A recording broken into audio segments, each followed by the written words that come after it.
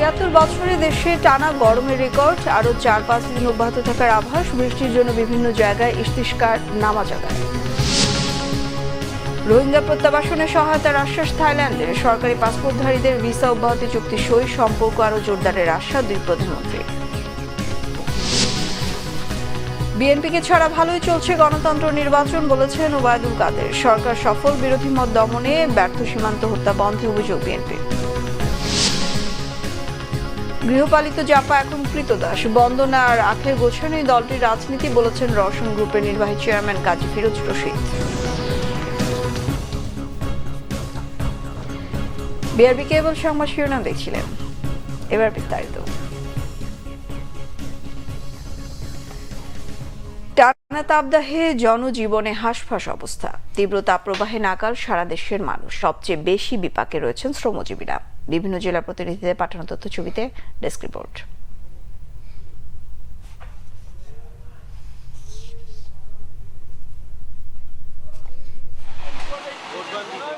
তপ্ত রোদে পুড়ছে চারপাশ। তীব্র গরমে অস্বস্তি বেড়েই চলেছে। এক সপ্তাহের বেশি সময় ধরে অব্যাহত তাপদাহে বিপর্যস্ত চুয়াডাঙ্গার জনজীবন। শুক্রবার জেলার সর্বোচ্চ তাপমাত্রা রেকর্ড করা হয় 42.7 ডিগ্রি সেলসিয়াস, যা এ মৌসুমের সর্বোচ্চ।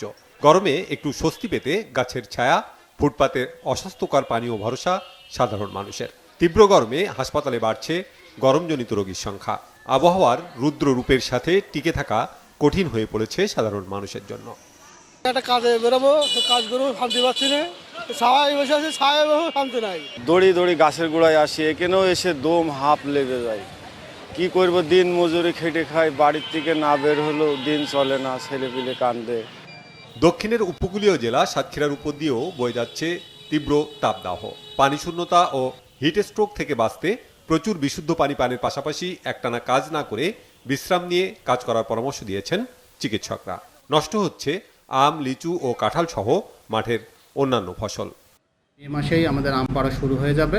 এই কৃষকজন এই শেষ মুহূর্তে এসে কোনোভাবেই ক্ষতিগ্রস্ত না হয়, আমরা কৃষকের পাশে আছি এবং আমাদের মাঠে যে এখন পাট আছেন এবং বিভিন্ন যে সবজি আছে সেইগুলোতে নিয়মিত সেচ প্রদান করে এই তীব্র থেকে ফসলকে রক্ষা করার জন্য কৃষি বিভাগ কৃষকদেরকে প্রতিনিয়ত পরামর্শ দিয়ে সাধারণ মানুষ যেন একটু পানি বেশি করে খায় সেগুলো খেয়াল করতে হবে এবং লম্বা সময় ধরে রোদে কিংবা একাধারে পরিশ্রমের কোনো কাজ না করে সেটুকু একটু খেয়াল রাখলে হবে।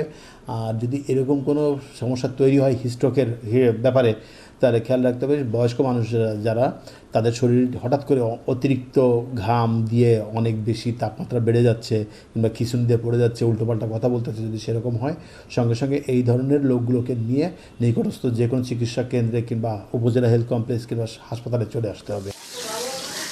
রাজশাহীর তাপমাত্রা 42.4 ডিগ্রি সেলসিয়াস। সূর্যের চোখ রাঙানিতে উত্তপ্ত জনপদ, বিপর্যস্ত জনজীবন। খুব প্রয়োজন ছাড়া বাড়ি থেকে বের হচ্ছে না কেউ। শ্রমজীবী ও নিম্ন আয়ের মানুষের ভোগান্তি চরমে। গরমে গাড়ি চালাতে পারছে না, শরীরের সমস্যা হচ্ছে, অনেকই সমস্যা। গাড়ি নিয়ে বসে থাকতে হচ্ছে যে ছায়া পড়লে একটু চালাবো। আজকে রোদের তাপ প্রচুর, আজ কয়েকদিন থেকে পড়তেছে। আবহাওয়া অফিস বলছে এই সপ্তাহটা কি সারা সপ্তাহে থাকবে। রোদে ঠিক আছে না, বাতাস নেই, মুখ টুক পুড়ে যাচ্ছে, অনেক অসুবিধা আছে। ভয়ঙ্কর পরিস্থিতি সৃষ্টি হয়েছে, কারণ কি যে অবস্থা হবে বলা যাচ্ছে না। এদিকে এক পশলা বৃষ্টির জন্য হাহাকার করছে দেশের মানুষ। বিভিন্ন জায়গায় আজও মুসল্লিরা আদায় করেছেন ইস্তিস্কার নামাজ। ঝিনাইদহ, মাগুরা, নাটোর ও ঝালকাঠিতে নামাজ শেষে গুনাহ মাফ করে রহমতের বৃষ্টির জন্য আল্লাহর কাছে আকুতি জানান মুসল্লিরা। Bangla vision news desk. এদিকে চলমান টানা তাপপ্রবাহ দ্রুত শেষ হতে যাচ্ছে বলে সুখবর জানিয়েছে আবহাওয়া অধিদপ্তর। জানিয়েছে মে মাসের শুরু থেকে দেশ জুড়ে নামবে বৃষ্টি। স্বস্তির সে বৃষ্টিতে কমবে গরমের তীব্রতা। শুক্রবার আবহাওয়া অধিদপ্তর জানিয়েছে চলমান তাপদাহ এপ্রিলের বাকি 4 দিনও চলবে। ঢাকা সহ তাপদাহ চলমান এলাকাগুলোতে তাপমাত্রা আরও বাড়বে, তবে মে মাসের প্রথম দিন থেকে দেশের আকাশে মেঘের উপস্থিতি বাড়বে। 2 মে থেকে পরের কয়েকদিন সারা দেশে বৃষ্টি থাকবে, কালবৈশাখীও হতে পারে। এতে গরমের তীব্রতা অনেকটা কমবে। আবহাওয়ার পূর্বাভাসে জানানো হয়েছে চলমান হিট অ্যালার্ট 28 এপ্রিল পর্যন্ত অব্যাহত থাকবে এবং তা বাড়তে পারে মে মাস পর্যন্ত। গত 24 ঘন্টায় দেশের সর্বোচ্চ তাপমাত্রা রেকর্ড হয়েছে চুয়াডাঙ্গায় 42.7 ডিগ্রি সেলসিয়াস, যা 76 বছরের মধ্যে রেকর্ড ভাঙার টানা তাপপ্রবাহ। 2 মে থেকেই দেশের বেশিরভাগ জায়গায় কালবৈশাখী ঝড় সেই সাথে বৃষ্টি অথবা বজ্রসহ বৃষ্টিপাতের সম্ভাবনা রয়েছে। এই বৃষ্টিপাতের কারণে কিন্তু তাপমাত্রা কমে গিয়ে স্বস্তিকর অবস্থা ফিরে আসতে পারে। কোথাও কোথাও 2 থেকে 3 ডিগ্রি সেলসিয়াস বা আরও বেশি কমে যাওয়ার সম্ভাবনা রয়েছে। মে মাসের শুরুতে যে কালবৈশাখী ঝড়ের সম্ভাবনা বলছি সেটা দেশের বেশিরভাগ জায়গায় কিন্তু সম্ভাবনা রয়েছে। এর কারণে দেশের তাপমাত্রা কমে যাওয়ার সম্ভাবনা রয়েছে। রোহিঙ্গা প্রত্যাবাসনে বাংলাদেশকে সহযোগিতার আশ্বাস দিয়েছেন থাইল্যান্ডের প্রধানমন্ত্রী শ্রেথা থাবিসিন।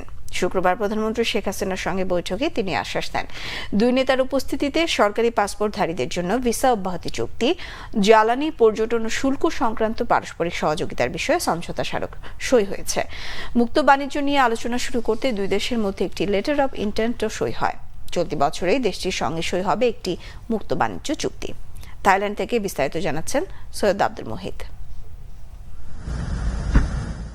বাংলাদেশ ও থাইল্যান্ডের সম্পর্ক এখন ব্যাংককের রেকর্ড উষ্ণতাকেও ছাড়িয়েছে।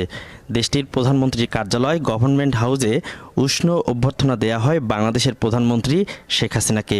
লাল গালিচা সংবর্ধনা জানায় থাই প্রধানমন্ত্রী থ্রেসা থাবিসিন। বাংলাদেশের প্রধানমন্ত্রীকে থাই সশস্ত্র বাহিনীর একটি চৌকস দল গার্ড অব অনার প্রদান করে। প্রধানমন্ত্রী গার্ড পরিদর্শন করেন। এরপর 2 দেশের প্রধানমন্ত্রী শেখ হাসিনা ও থ্রেসা থাবিসিন একান্ত বৈঠক করেন। পরে পারস্পরিক স্বার্থ সংশ্লিষ্ট নানা বিষয় নিয়ে দ্বিপক্ষীয় বৈঠক হয়। সরকারি পাসপোর্টধারীদের জন্য ভিসা অব্যাহতি চুক্তিতে সম্মত হয়। এছাড়াও জ্বালানি, পর্যটন, শুল্ক সংক্রান্ত পারস্পরিক সহযোগিতার বিষয়ে সমঝোতা ও মুক্ত বাণিজ্য নিয়ে আলোচনা শুরু করতে 2 দেশের মধ্যে লেটার অব ইন্টেন্ট এ সম্মত হয় বাংলাদেশ ও থাইল্যান্ড। পরে 2 দেশের সরকার প্রধানের উপস্থিতিতে চুক্তি ও সমঝোতা স্মারকে সই করে ঢাকা ও ব্যাংকক। এ সময় যৌথ সংবাদ সম্মেলন করেন 2 দেশের প্রধানমন্ত্রী। এ সময় শেখ হাসিনার সফরকে ঐতিহাসিক বলে উল্লেখ করেন থাইল্যান্ডের প্রধানমন্ত্রী। রোহিঙ্গা প্রত্যাবাসনে বাংলাদেশকে সহযোগিতার আশ্বাস দেন থাই প্রধানমন্ত্রী। Thailand appreciates Bangladesh's role in providing humanitarian assistance for displaced Rohingya since 2017. Thailand has also given our support towards Bangladesh's endeavor in order to achieve a sustainable solution in this matter. প্রধানমন্ত্রী শেখ হাসিনা বাংলাদেশের সাথে থাইল্যান্ডের ঐতিহাসিক সম্পর্ক তুলে ধরেন। তার সফরের মধ্য দিয়ে 2 দেশের সম্পর্ক আরও জোরদার হবে বলে মনে করেন প্রধানমন্ত্রী। This official visit will remain a milestone in our bilateral relations. It has ushered in a new era of fruitful partnership between our 2 countries. প্রস্তাব দেন বাংলাদেশের পর্যটন, খাদ্য প্রক্রিয়াকরণ ও স্বাস্থ্য খাতে থাই বিনিয়োগের সহযোগিতার। I assure the Prime Minister to take the necessary measures for investment facilitation and ease of doing business in Bangladesh.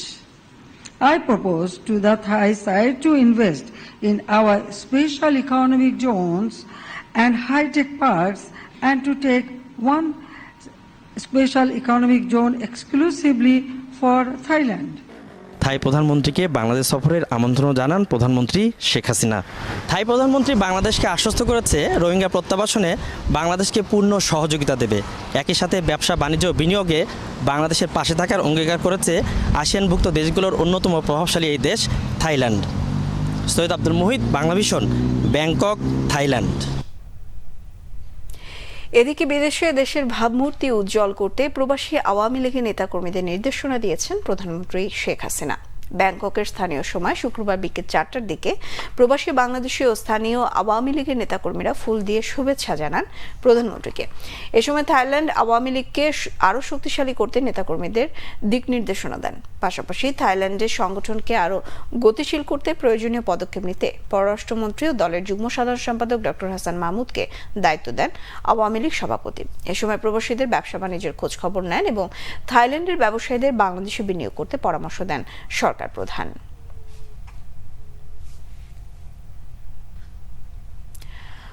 Awami লীগের সাধারণ সম্পাদক ওবায়দুল কাদের বলেছেন, বিএনপিকে ছাড়াই দেশের গণতন্ত্র ও নির্বাচন ব্যবস্থা ভালোভাবে এগিয়ে চলছে। শুক্রবার সকালে ধানমন্ডিতে দলীয় সভাপতির কার্যালয়ে আয়োজিত সংবাদ সম্মেলনে দলের সাধারণ সম্পাদক আরও বলেন, বিএনপি যদি এখনও নির্বাচনমুখী না হয় ভবিষ্যতে এটি ডামি দলে পরিণত হবে। তার দাবি, রাজনৈতিক কারণে কোনো বিএনপি নেতার নামে মামলা হয়নি কিংবা কাউকে কারাগারে যেতে হয়নি। বাংলাদেশের উন্নয়নের প্রশংসা করে পাকিস্তানের প্রধানমন্ত্রী শাহবাজ শরীফের সাম্প্রতিক বক্তব্য উদ্ধৃত করে তিনি অভিযোগ করেন, এত কিছু সত্ত্বেও দেশের উন্নতি চোখে পড়ে না বিএনপি নেতাদের।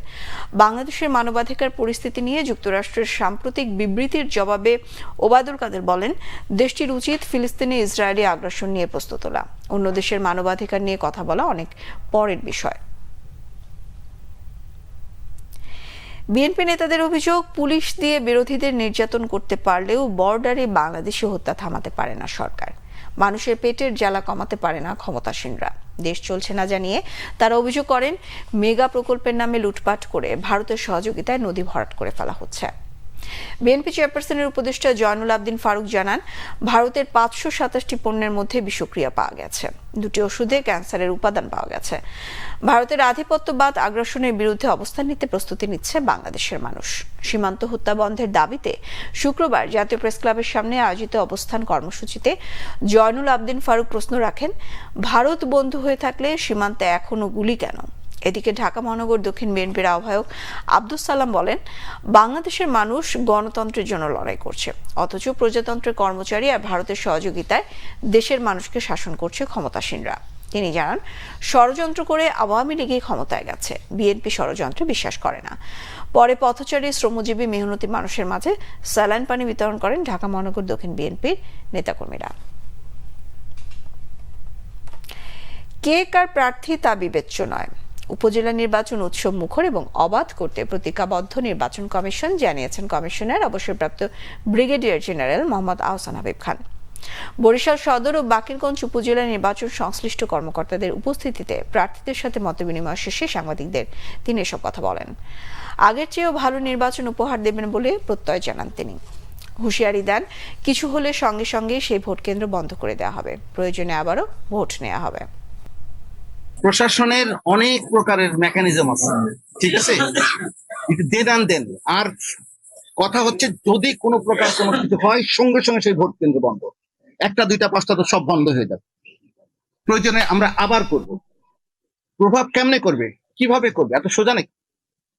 ইনশাল্লাহ আপনারা শুধু সাথে থাকেন, আপনারা ভিডিও ক্লিপ ধারণ করেন, আপনারা আমাদের কাছে পাঠান, আপনাদের মিডিয়াতে প্রচার করেন, দেখেন আমরা অ্যাকশন নিয়ে কিনা। গৃহপালিত জাতীয় পার্টি এখন কৃতদাসে পরিণত হয়েছে বলে মন্তব্য করেছেন দলটির একাংশের নির্বাহী চেয়ারম্যান কাজী ফিরোজ রশিদ। এ দলের এখন কোনো রাজনীতি নেই, এমন মন্তব্য করেন তিনি। শুক্রবার রাজধানীর একটি হোটেলে সংবাদ সম্মেলনে কাজী ফিরোজ রশিদ বলেন, বন্দনা করে সংসদে ঢোকা ও নিজের আখের গোছানো ছাড়া জাতীয় পার্টির কোনো রাজনীতি নেই। এজন্য জনগণ এ দলের কাছ থেকে মুখ ফিরিয়ে নিয়েছে। ফিরোজ রশিদ বলেন, জাতীয় পার্টি এখন সংসদে কোনো প্রতিবাদ করে না। সরকারের ছত্রছায়ায় সংসদ নির্বাচনে যাওয়ায় দলটি এখন আস্থাহীনতার শেষ পর্যায়ে আছে বলে মনে করেন তিনি। ব্যক্তির স্বার্থে দল পরিচালনা করায় জাতীয় পার্টির ভবিষ্যৎ অন্ধকার হচ্ছে বলে মনে করেন কাজী ফিরোজ রশিদ। আলুর বাজারে অস্থিরতা এখনো কমেনি। ভরা মৌসুমেও দাম নাগালের বাইরে। পর্যাপ্ত সরবরাহ থাকলেও খুচরা পর্যায়ে প্রতি কেজি বিক্রি হচ্ছে 45 থেকে 50 টাকা দরে। পেঁয়াজও বিক্রি হচ্ছে আগের বাড়তি দামে। ডিম ও সবজির দাম অপরিবর্তিত থাকলেও চড়া মুরগি আর মাছের বাজার। শুভ মাহফুজের রিপোর্টে বিস্তারিত। ভরা মৌসুমেও আলুর দাম দ্বিগুণ। সপ্তাহের ব্যবধানে কেজিতে 5 টাকা কমলেও দাম এখনো নাগালের মধ্যে নয় বলছেন ক্রেতারা। গত সপ্তাহেই কেজিতে 10 টাকা বেড়েছে পেঁয়াজ, সেখান থেকে দাম আর কমেনি। বিক্রি হচ্ছে 58 থেকে 60 টাকা দরে। গতকাল কিনছিলাম 50 টাকা কেজি পাইকারি, আর আজকে কিনছি 53 টাকা কেজি। এই পেঁয়াজ ব্যস্ত হইতেছে আমরা 56 টাকা কেজি। আলুর রেটটা মোটামুটি ভালোই আছে, 46 টাকা কেজি বেশি বর্তমানে, 230 টাকা পারলাম। পেঁয়াজ আলুর মতো মুরগির বাজারও অস্থির। ঈদের পর কেজিতে 50 থেকে 60 টাকা পর্যন্ত বেড়ে ব্রয়লার বিক্রি হচ্ছে 210 টাকা আর সোনালী মুরগি 370 টাকা। আজকে ব্রয়লার বেচতেছি আমরা 210 200 বেচতেছি, আর সোনালী বেচতেছি 380 70 এরকম বেচতেছি। মাছের বাজারে ইলিশের পর্যাপ্ত সরবরাহ থাকলেও দাম ধরা ছোঁয়ার বাইরে। এর 1 কেজি মাছের দাম 2200 টাকা কেজি। সবাই তো কিনতারে না, 100 জন আইলে 2 জন 3 জনে কিনতারে। পাবদা মাছ 600 টাকা কেজি চাইতেছে, দাম বেশি, এই সপ্তাহে দাম বেড়ে গেছে। বেশিরভাগ নিত্যপণ্যের উচ্চ দামে ক্ষুব্ধ সাধারণ মানুষ। যে টাকার স্যালারি পায়, ঘর ভাড়া সব মিলে খাওয়া দাওয়া, যে এটা মানে পড়াশোনার ছেলেমেয়ের ব্যয় বার করা অনেক কঠিন হয়ে পড়ছে আসলে বর্তমান পরিস্থিতি। মানে যে আমার যে বাজেটটা, এই বাজেটে মানে হচ্ছে না, তার থেকে আরও বেশি হচ্ছে। চাউল ডাল তেল লবণের দাম যদি কম হয় তাহলে সব কিছু মানুষ সুবিধা পাওয়া যায়। এত ধার করে খাবেন, না হয় অন্য ওয়েতে উপার্জন করে খেতে হবে। আমরা মধ্যবিত্তরা এখন ওই অবস্থার মধ্যে আছি, খেয়ে পরে বেঁচে আছি আর কি কোনো রকম। এই যে মাছ কিনলাম, মাছের দাম গত সপ্তাহে ছিল একরকম, আজকে আবার তার চেয়ে বেশি হয়ে গেছে। এখন কেন বেশি হয় এটা তো কোনো উত্তর কেউই দিতে পারে না। 1000 টাকার আমি নিয়ে আসলাম কাঁচা তরকারি কিনতেই আমার 1000 টাকা বাজে, তাহলে সেখানে আমি আমিষ জাতীয় জিনিস বা শর্করা জাতীয় জিনিস, মাছ মাংস এগুলো কিনবো কীভাবে? তবে সপ্তাহের ব্যবধানে অপরিবর্তিত আছে ডিম আর সবজির দাম। সাদা মুরগির ডিম আছে 110 টাকা ডজন, হাঁসের ডিম 160 টাকা ডজন। কোনোটারই দাম বাড়ে নাই, একই দামই রয়েছে। শুভ মাহফুজ, বাংলা ভিশন, ঢাকা। বাণিজ্যিকভাবে বিদেশি ফল স্ট্রবেরির চাষ বেড়েছে জয়পুরহাটে। কম খরচে বেশি লাভের কারণে স্ট্রবেরি চাষে ঝুঁকছে এখানকার কৃষক সহ শিক্ষিত বেকাররা। সহযোগিতা করছে কৃষি বিভাগ। জয়পুরহাট প্রতিনিধি আবু বকর সিদ্দিকের রিপোর্ট।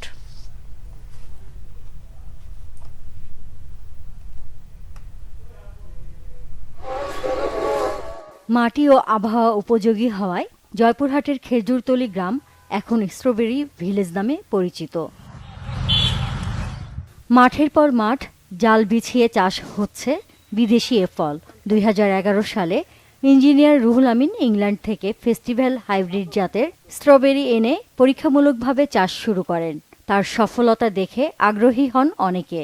লাভজনক হওয়ায় দিন দিন বাড়ছে এর চাষ। জেলার চাহিদা মিটিয়ে সরবরাহ হচ্ছে ঢাকা সহ সারা দেশে। কৃষকের কাছ থেকে আমরা ক্রয় করে এটা আমরা ঢাকা আড়তে, আমাদের আড়তে বিক্রি করি। আসলে আমরা কমিশন এজেন্ট, এখানে আমরা কমিশনে বিক্রি করি। 80,000-এর মতো। আমার ইচ্ছা যে ওখানে লাখ 2 টাকা বিক্রি হবে, আশা করা যায়। বৃষ্টির কারণে কিছু ঘাটতি হয়ে গেছে। বিক্রি আপনার হবে নিম্ন হলে 3 লাখ, 3.5 লাখ টাকা বিক্রি হবে। 4 লাখ কিন্তু বিক্রি করা যায় যদি ভালো ফলন দেয়। এই ফসলে অনেক লাভ, আর লাভ বলেই আমাদের এখানে অনেক আমরা নিম্ন ছিলাম, এখনো ইনশাআল্লাহ অনেক ভালোর দিকে। সবার ঘরে ঘরে টাকা পয়সা, ছেলে মেয়েদের পড়াশোনা, চাকরি বাকরি সবার ঘরে ঘরে এসে যাচ্ছে। বেসরকারি সংস্থার পাশাপাশি স্ট্রবেরি চাষ সম্প্রসারণে কৃষকদের প্রণোদনা সহ উদ্বুদ্ধকরণ করছে কৃষি বিভাগ। এখানে বিষমুক্তভাবে ফসলটি আবাদ করার জন্য আমরা বায়োডার্মা সহ বিভিন্ন ধরনের বিষমুক্ত বালাইনাশকের প্রদর্শনী দিয়েছি। এটির বিষমুক্ত আবাদ বাড়তেছে এবং আগামীতে এটির আবাদ আরো বৃদ্ধি পাবে। জয়পুরহাটে প্রায় 150 বিঘা জমিতে স্ট্রবেরি চাষ হচ্ছে। প্রতি বিঘায় খরচ হয় 80 থেকে 90 হাজার টাকা। লাভ থাকে 4 থেকে 5 লাখ টাকা। Bangla vision news desk. সংবাদ শেষ করব বিআরবি কেবল শিরোনামগুলো আরেকবার জানিয়ে। 76 বছরে দেশে টানা গরমের রেকর্ড, আরো 4-5 দিন অব্যাহত থাকার আভাস। বৃষ্টির জন্য বিভিন্ন জায়গায় ইস্তিস্কার নামাজ আদায়। রোহিঙ্গা প্রত্যাবাসনে সহায়তার আশ্বাস থাইল্যান্ডের। সরকারি পাসপোর্টধারীদের ভিসা অব্যাহতি চুক্তি সই। সম্পর্ক আরো জোরদারের আশা 2 প্রধানমন্ত্রীর। বিএনপিকে ছাড়া ভালোই চলছে গণতন্ত্র নির্বাচন, বলেছেন ওবায়দুল কাদের। সরকার সফল বিরোধী মত দমনে ব্যর্থ, সীমান্ত হত্যা বন্ধে অভিযোগ বিএনপি। গৃহপালিত জাপা এখন কৃতদাস, বন্দনার আখে গোছানোই দলটির রাজনীতি, বলেছেন রওশন গ্রুপের নির্বাহী চেয়ারম্যান কাজী ফিরোজ রশিদ। এই ছিল এখনকার মতো। পরের সংবাদ সকাল 10টায়, 9টায় থাকছে নিউজ টপ 10 দেখার আমন্ত্রণ রইল। এছাড়া বাংলাদেশের সংবাদ ও সংবাদ সংশ্লিষ্ট অনুষ্ঠান দেখতে ভিজিট করুন www.bvnews24.com ও facebook.com/banglavisionnews। সাবস্ক্রাইব করুন youtube.com/banglavisionnews। সঙ্গে থাকায় ধন্যবাদ সবাইকে।